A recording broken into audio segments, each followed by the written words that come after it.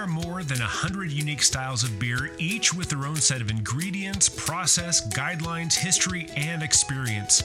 If you're a beer lover, an industry leader, or somewhere in between, a better knowledge of beer style will improve your life and your work. Welcome to A Sense of Beer Style, essential beer style training for those who want to lead in food and beverage. I'm Julia Herz. And I'm Jeremy Storton.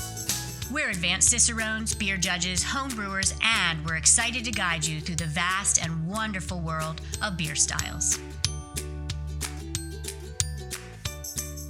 Well, hello again, Julia. We get to talk about another wonderful British beer, but we're actually entering the category talking about the British common or pale Commonwealth beer. Now, this is a little bit tricky because a lot of these areas that we're going to refer to are not part of the British Commonwealth or part of the British Empire anymore, but because they once upon a time were, the BJCP calls them the pale Commonwealth beers for the 2021 guidelines. But what we're going to talk about today is the British Golden Ale. This is I've had a hard time finding it or finding a good sample, so I don't have one with me today. Do you have one with you? No, I do not. That's a shame because these are lovely beers. But just a quick background on what these beers are. They're kind of a first cousin to a pale beer or bitter that we talked about previously in a different Stylecast. But we have talked about this before. As pilsners and pale lagers dominated the world, a lot of ale producers started creating beers to kind of compete, and this one is no different. This British Golden Ale came along right around 1980s to really try and take advantage of the market. But let's get started with this beautiful beer. Sadly, we don't have a sample, like I said. Next time I'll reach out to someone to send one. But let's talk about ingredients. Maybe that will kind of hone us into what we should expect. Yeah, and ingredients will kind of take us to the big overall picture, right? And it's usually this style is well hopped. It has an emphasis of hops. We definitely have the sense that this is a sessionable style as well. And the word key that's key here for golden means it is paler color. So that all fits with where the ingredients kind of land. You've got the common ingredients of low colored pale malt, right? So most commonly English pale malt, or you can even have lager malt because these beers were brewed to compete with the lagers of the day from Germany, albeit really emphasized as a style in England and grew up from there. You've got the essence of adjuncts, which many mass-produced lagers also have. You can have corn, sugar as a fermentable, really not about the flavor, and you can even have wheat. Wheat will give it a little body and mouthfeel, so that's going to take it past that lager style. For sure. And then, as I mentioned, the English hops really, you can use American, but you've got an emphasis from using English hops, more earthy, herbal style flavors from those English hops, and then most commonly British ale yeast. And with that, those are the ingredients that are certainly most common. What when you start to think about actually looking at this beer, what does this beer look like, Jeremy?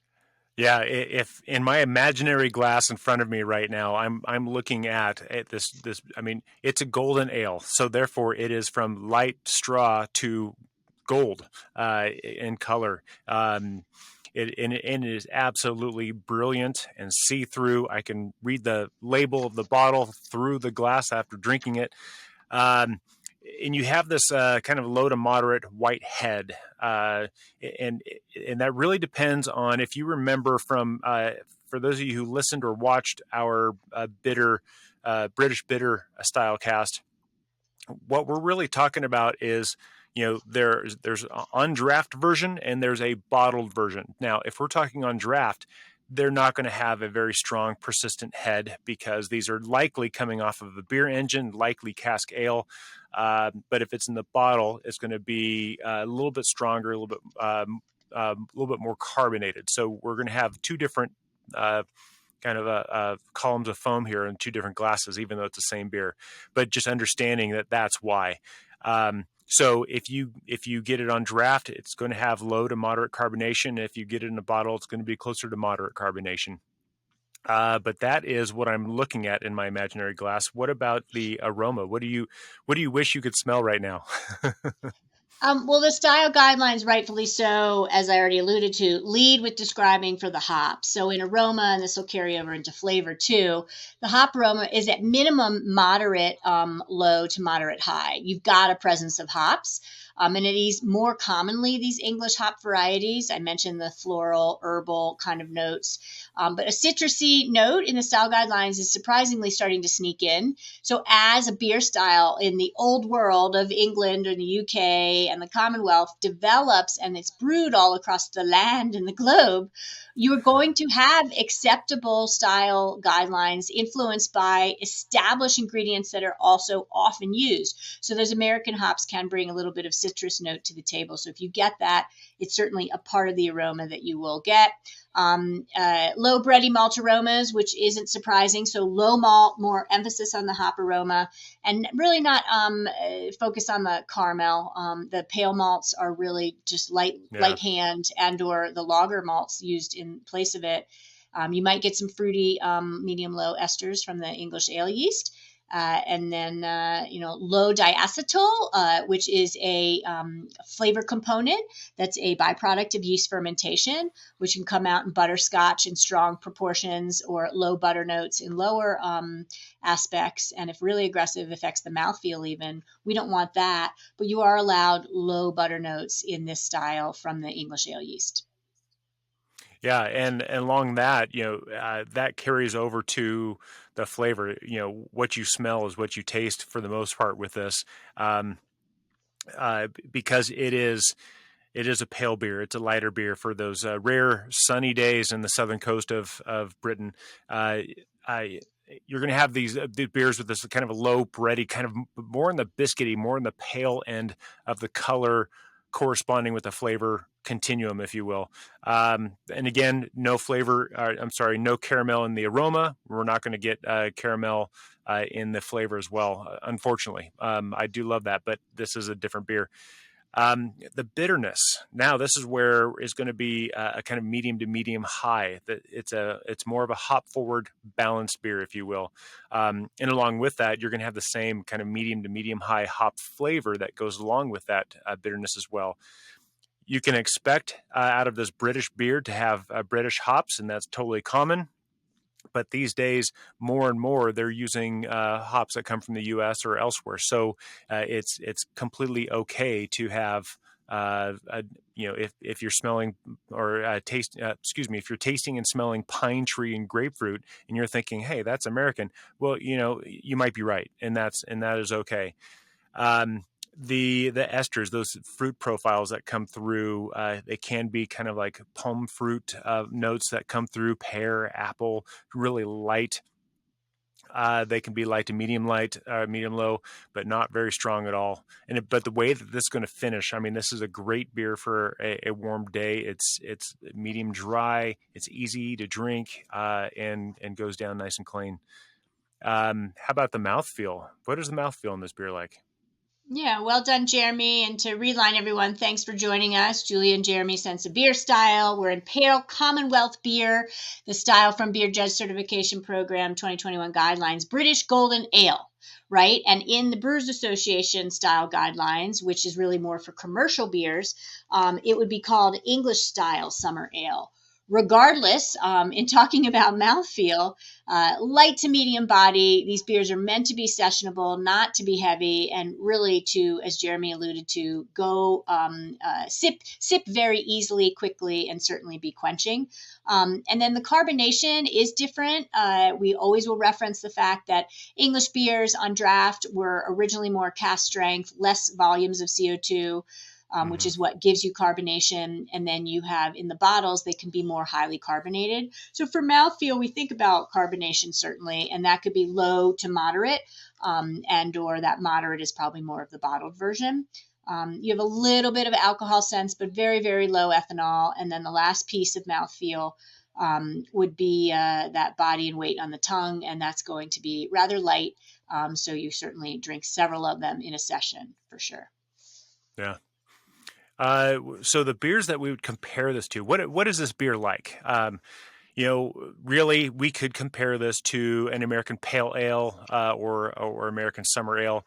When I think about American Pale Ale, most people automatically go to like Sierra Nevada or even like Deschutes Mirror Pond type of beers where there are some caramel notes in that beer. It is great for the shoulder seasons. This beer, however, the British Golden Ale is not going to have that caramel that we already talked about. But it is going to be along those lines of being a very slightly hop forward but very balanced beer, just like these American Pale Ales. They're not going to have as many esters as a British bitter. There's going to be even more hop centric in this regard. But keep in mind that you're thinking that these are going to be very British compared to the American beers. And I just want to reiterate this. More and more American hops are coming into the fold for these beers. And so the similarities may cross, but they should be lighter in the malt profile, malt flavor than the American counterparts. And that's really the best style that we can compare this to that would go closest toe to toe. What about, I think we're at commercial examples, if I'm not mistaken. Yeah, and if you are diving into wanting to know what a British Golden Ale is, you could homebrew it because there's just not as many examples outside of the UK. So commercial examples. One thing to note is that if you're listening to this and wanting to really quench your thirst on what this beer tastes like, homebrew it, because unless you're really in the UK, there's not a lot of commercial examples across the world. So that's to be noted. One style that I don't even know if it's made anymore, it's not listed any longer in the British Golden Ale style guidelines for BJCP, but the name itself is indicative of what the style is after. Fuller's Discovery. The notion of discovery means, hey, let's take you to the ale side of things. Let's take you to a little bit more color and flavor, and move you from that lager that all of many of the world was always competing to either make just as good as the Germans or make something else that people also wanted. So British Discovery or Fuller's Discovery definitely comes up. You've got Golden Hill Exmoor Gold mentioned in the style guidelines. I've got Oakham JHB, which I've heard about over the years. And then also one of the first potentially is Hopback Summer Lightning. And that comes up again and again in the beer studies. No matter the commercial example, though, Jeremy, or if you homebrewed it, what are the vital statistics that are common to a British Golden Ale? Yeah, and this is the part that, not being a numbers guy, more of a visual guy, but, the patterns all fall in line. Starting with the original gravity, we're looking at 1038 to 1053. And once again, that can give us a clue as to what the ABV is going to be. And that lines up almost perfectly this time around. The ABV is 3.8 to 5.0. So OG of 1038 to 1053, ABV 3.8 to 5.0. We're right in that ballpark.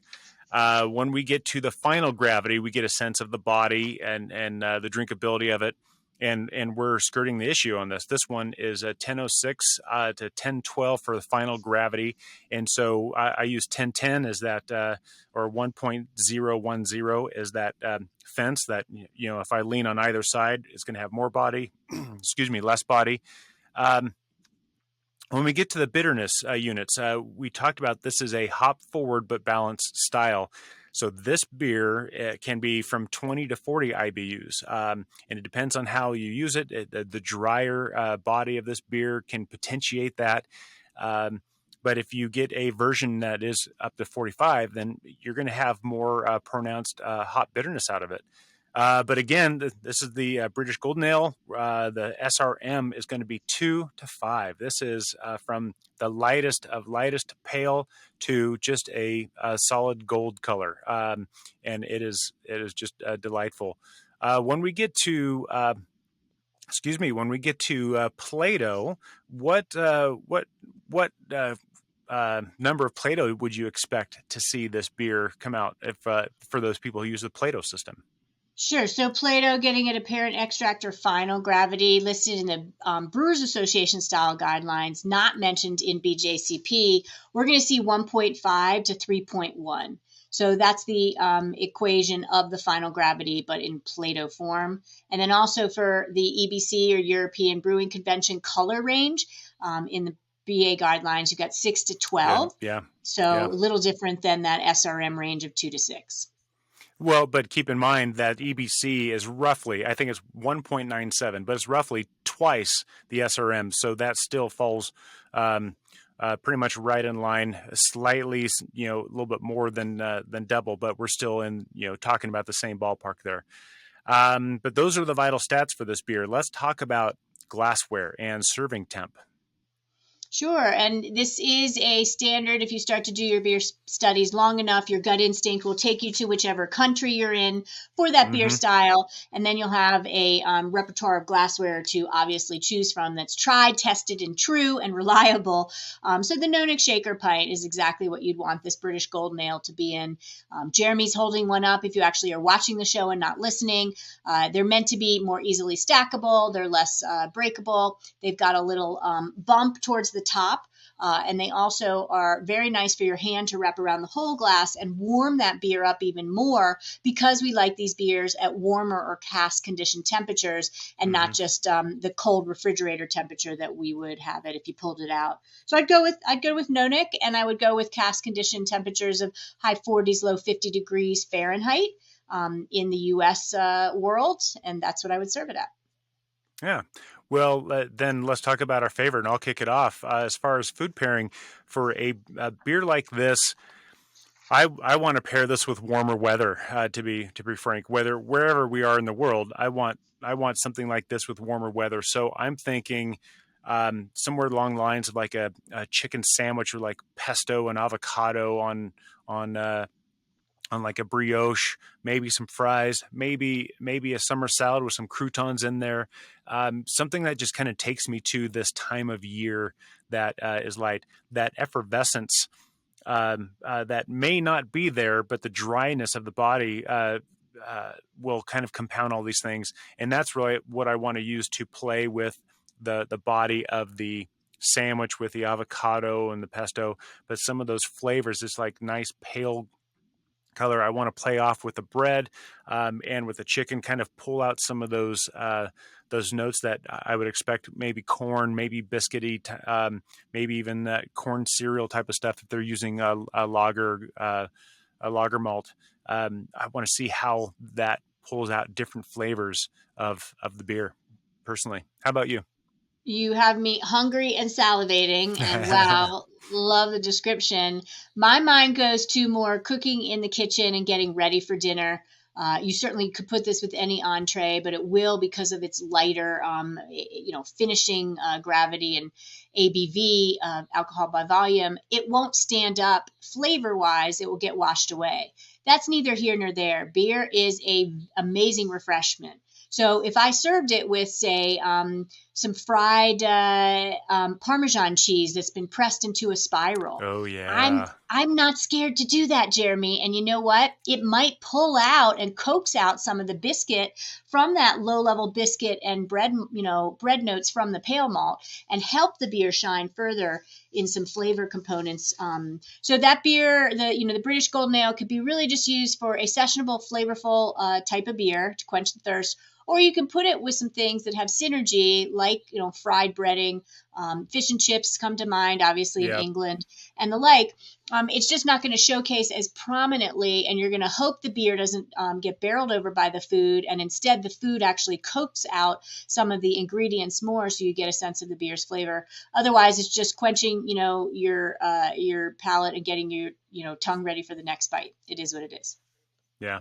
It is a wonderful beer style if you can find it, if you can brew it, and of course, if you make your way to the UK or thereabouts, then make sure you find one of these, particularly during warmer weather. But in the meantime, we'll say, as they say in Britain, cheers. Cheers. Thanks for joining us. Good beers to y'all. Be well.